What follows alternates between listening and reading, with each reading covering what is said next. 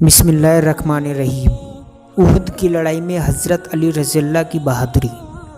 غزوہ احد میں مسلمانوں کو کچھ شکست ہوئی تھی، جس کی بڑی وجہ نبی اکرم صلی اللہ علیہ وسلم کے ایک ارشاد پر عمل نہ کرنا تھا۔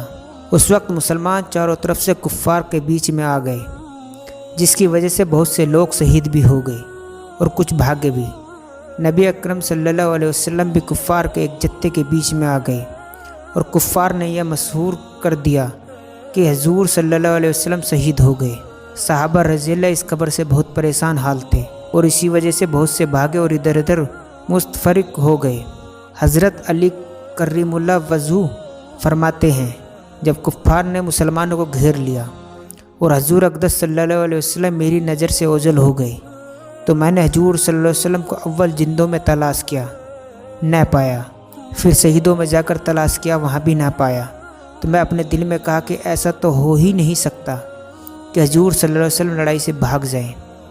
بظاہر حق تعالیٰ شانہ ہمارے اعمال کی وجہ سے ہم پر ناراض ہوئے، اس لیے پاک رسول صلی اللہ علیہ وسلم کو آسمان پر اٹھا لیا۔ اس لیے اب اس سے بہتر کوئی صورت نہیں کہ میں بھی اپنی تلوار لے کر کافروں کے جتھے میں گھس جاؤں، یہاں تک کہ مارا جاؤں۔ میں نے تلوار لے کر حملہ کیا، یہاں تک کہ کفار بیچ میں سے ہٹتے گئے اور میری نگاہ نبی اکرم صلی اللہ علیہ وسلم پر پڑ گئی تو بے حد مسرت ہوئی اور میں نے سمجھا کہ اللہ جل شانہ نے ملائکہ کے ذریعے سے اپنے محبوب کی حفاظت کی۔ میں حضور صلی اللہ علیہ وسلم کے پاس جا کر کھڑا ہوا کہ ایک جماعت کفار کے حضور صلی اللہ علیہ وسلم پر حملے کے لیے آئی۔ حضور صلی اللہ علیہ وسلم نے فرمایا کہ علی ان کو روکو۔ میں نے تنہا اس جماعت کا مقابلہ کیا اور ان کے منہ پھیر دیے اور بعضوں کا قتل کر دیا۔ اس کے بعد پھر ایک اور جماعت حضور صلی اللہ علیہ وسلم پر حملے کی نیت سے بڑھی۔